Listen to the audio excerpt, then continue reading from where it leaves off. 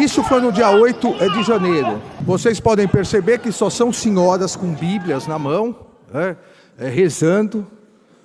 O carro, elas estavam ajudando a trocar o pneu do carro, porque há uma certa divulgação de que não se pedia intervenção, que não havia armas, que não houve violência, só senhorinhas com a Bíblia na mão. Nenhuma Bíblia, só para que conste, foi apreendida no dia 8 de janeiro. Só que enquanto isso tudo ocorria, as pessoas, os invasores, os golpistas, e chamavam mais gente para depredar e para atingir o objetivo, que era a decretação de uma GLO, e assim que chegassem as Forças Armadas, eles iriam pedir a adesão das Forças Armadas para o golpe de Estado. Ora, onde estava a autorregulação das Big Techs? A inteligência artificial não percebeu que isso era uma convocação para aumentar a tentativa de golpe de Estado.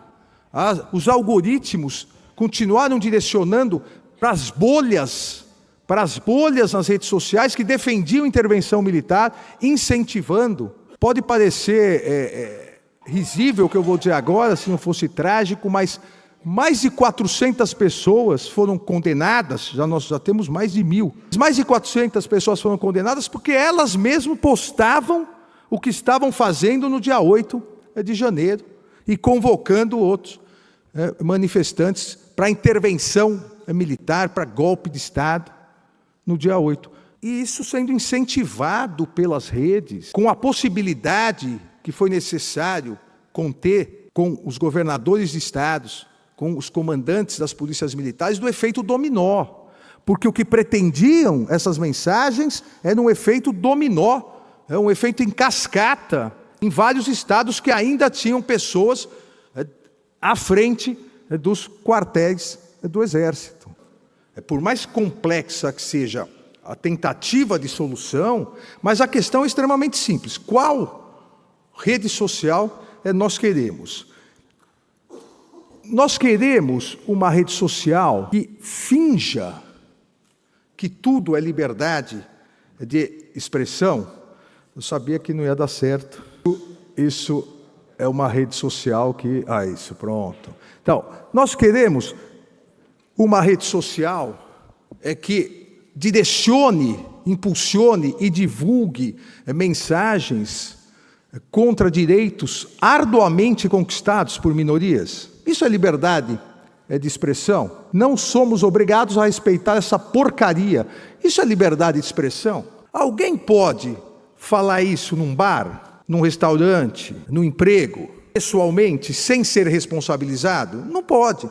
Porque pode postar, impulsionar e ter milhões de seguidores. A ofensa gratuita a diversas pessoas, o desrespeito à igualdade de gênero, nós podemos tolerar, depois de milhões e milhões de judeus principalmente, mas muitas pessoas mortas na Segunda Guerra, nós podemos tolerar isso como liberdade de expressão? Isso é liberdade de expressão? Nós podemos permitir, como lamentavelmente vem ocorrendo, o aumento de manifestações racistas, quando a Constituição Federal veda expressamente o racismo, determina a imprescritibilidade do crime de racismo? Mas as redes sociais podem, as Big Techs podem. Por quê? Elas não se submetem à Constituição Federal?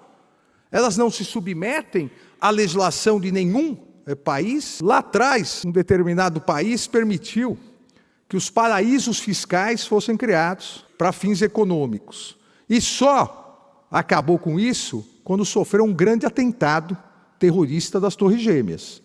Nós vamos permitir que se crie um paraíso de agressões, de crimes, de induzimentos a crimes, de incitação, tão somente porque a nacionalidade dessas empresas é em outro país? Vejam, nós temos milhões e milhões disso.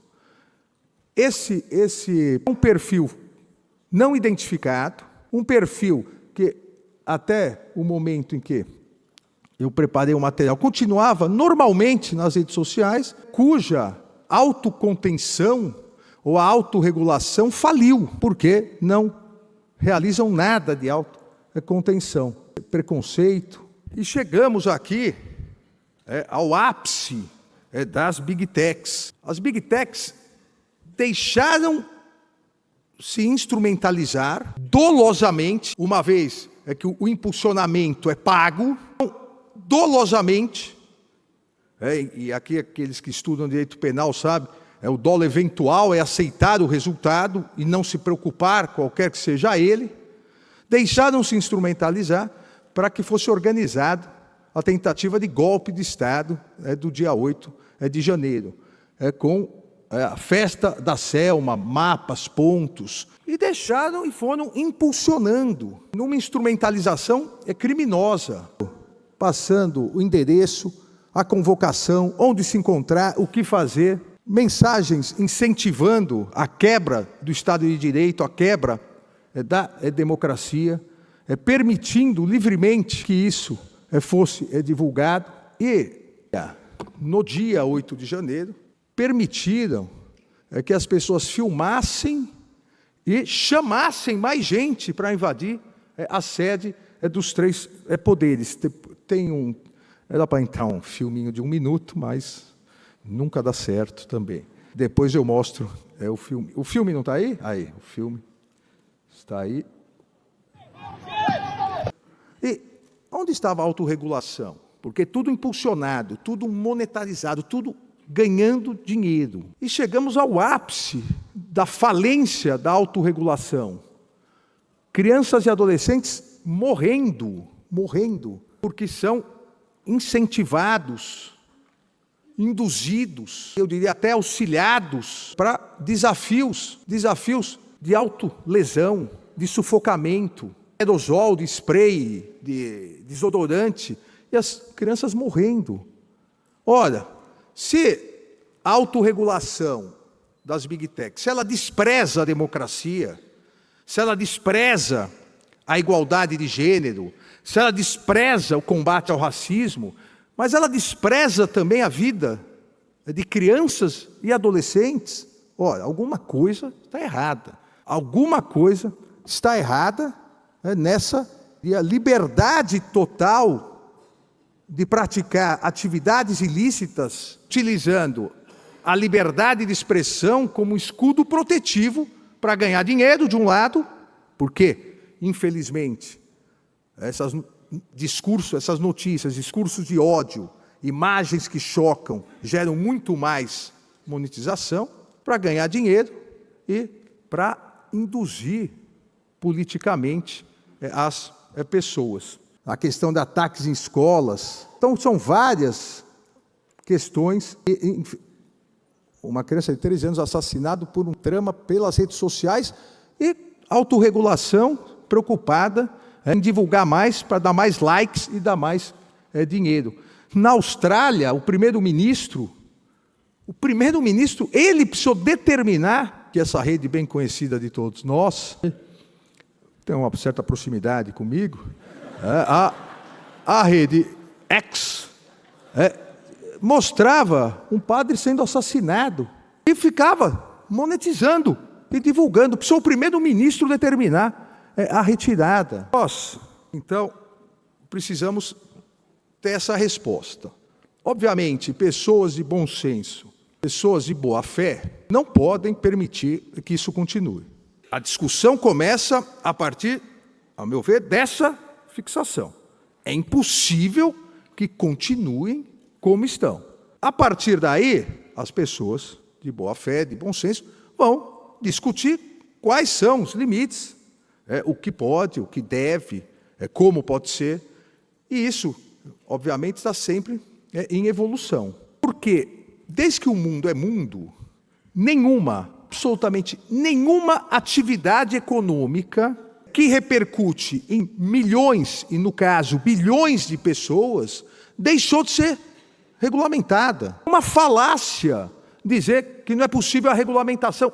Nada na história da humanidade, nada na história do mundo indica que alguma atividade econômica que, além de ganhar bilhões, de outro lado, comunica diretamente com bilhões de pessoas, influenciando essas pessoas, nenhuma atividade econômica deixou de ser regulamentada. Porque essa deve ser a primeira na história da humanidade, sendo que é o mecanismo, até hoje criado, o mecanismo com maior poder de comunicação existente. Há uma obra, final da década de 70, de Giovanni Sartori, um cientista político, que analisou o impacto da televisão, nas crianças, nos adolescentes e na democracia, colocando que se não houvesse uma regulamentação, isso geraria inúmeros problemas. Se nós pegarmos essa obra, que é de 79, tirarmos toda vez a palavra televisão e colocarmos redes sociais, ela está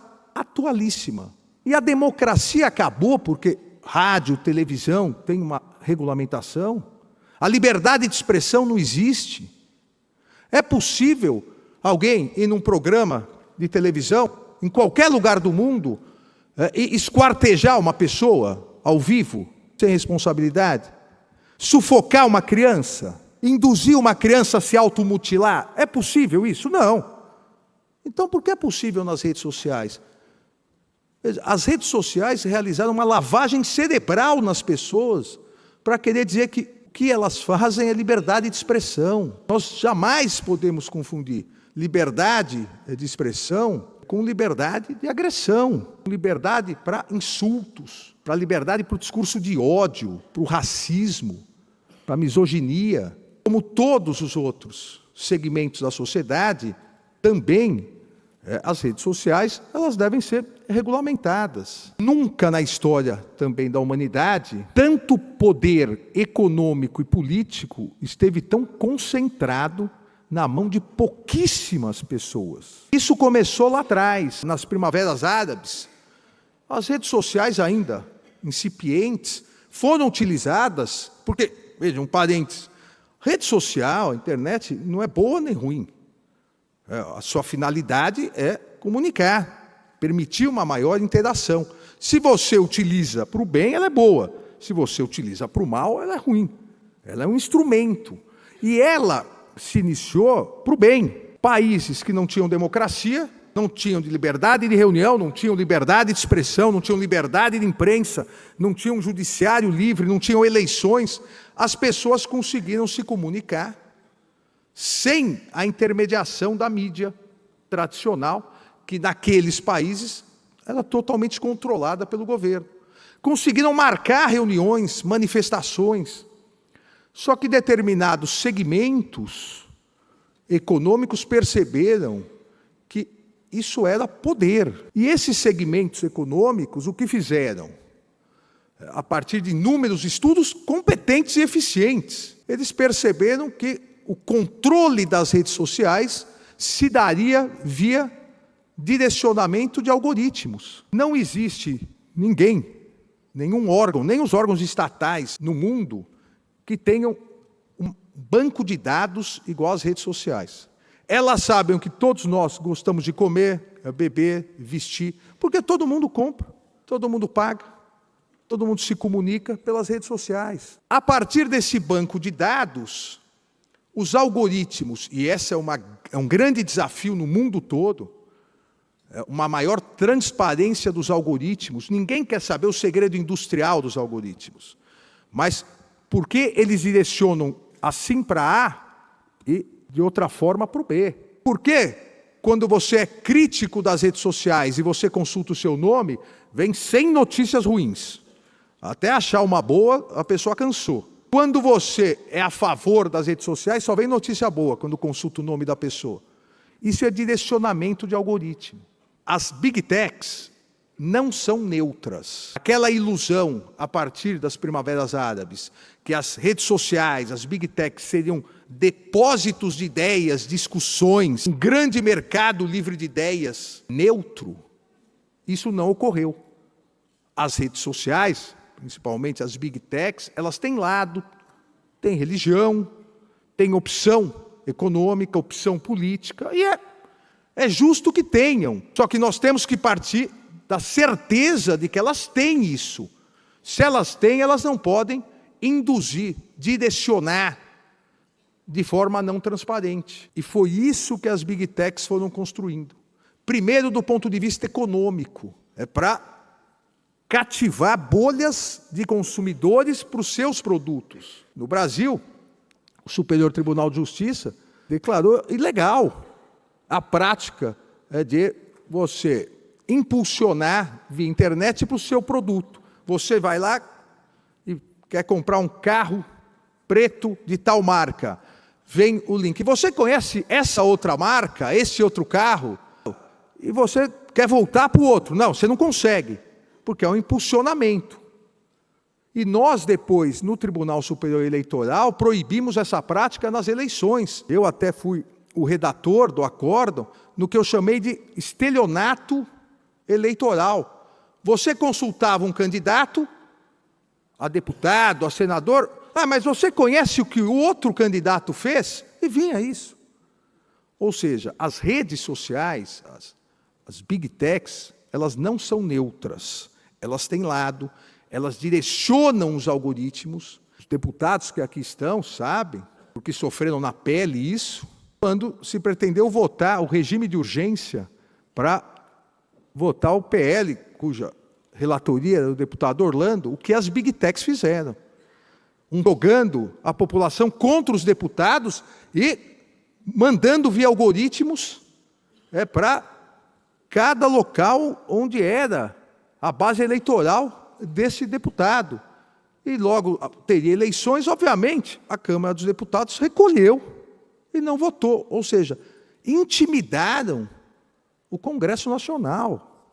Tanto que o então presidente da Câmara, deputado Arthur Lira, solicitou a abertura de um inquérito para investigar essas Big Techs. Que o que elas fizeram no início, para fins econômicos, para induzir, para que comprassem os seus produtos, ou os produtos que mais lhe pagassem, num determinado momento alguém disse, olha, o produto é o candidato. O induzimento para comprar é um induzimento eleitoral, é a mesma coisa. Vamos agora conseguir também o poder político. Eu repito, poucas vezes, ou talvez nenhuma vez na história, um poder político de influência tão grande está concentrado na mão de pouquíssimas pessoas que desrespeitam as jurisdições e desrespeitam a soberania dos países. Nós não podemos aceitar isso. Deve haver uma regulação. Todos devem ter acompanhado o Supremo Tribunal Federal julgando 2 casos concretos, estabeleceu uma tese de repercussão geral, uma tese de repercussão geral que muito aproveitou já uma experiência ímpar que o Brasil teve nas eleições. O Brasil eu diria, nesse ponto, é um exemplo para os demais países, porque nós sofremos, no Brasil, a tentativa de desvirtuamento das eleições. Algoritmos direcionados para tentar direcionar as eleições e retirar do eleitor o que é mais sagrado, a liberdade de escolha, bombardeando com notícias falsas, desinformação, mentiras em relação a candidato A, candidato B, as situações inexistentes. E aquela experiência do Tribunal Superior Eleitoral muito foi absorvida nessa tese do Supremo, que determinou agora expressamente, para poder atuar no Brasil, que ter sede e representante no Brasil. Olha, é muito fácil querer influenciar milhões de pessoas no Brasil e ser absolutamente irresponsável perante a legislação brasileira. Você não ter quem intimar, quem determinar que retire determinada postagem, quem responde por indenização, por danos morais. Nós já tínhamos no Supremo essa jurisprudência, mas agora, por repercussão geral, só pode atuar no Brasil, só pode divulgar no Brasil, independentemente da origem da empresa, da rede social, da Big Tech, se tiver sede e representante legal no Brasil. Se não tiver, não atua.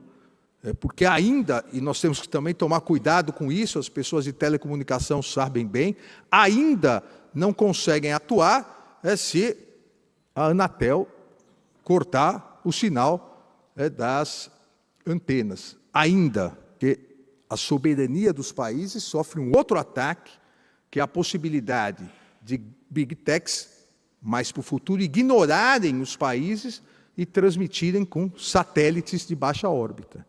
Então, nós temos que verificar isso.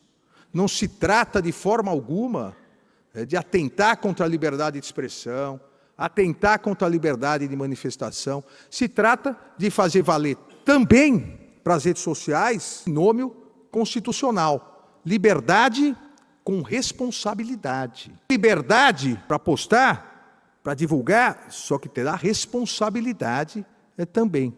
E determinados pontos onde o ilícito é pré-existente, as Big Techs devem agora retirar imediatamente.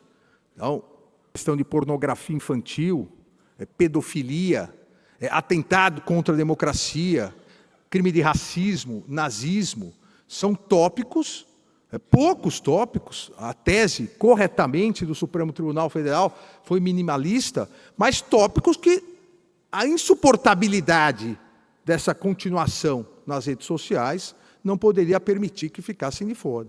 Liberdade com responsabilidade. E o Supremo Tribunal Federal mostrou ao mundo que, pelo menos no Brasil, a internet não é uma terra sem lei. Obrigado e um bom evento a todos.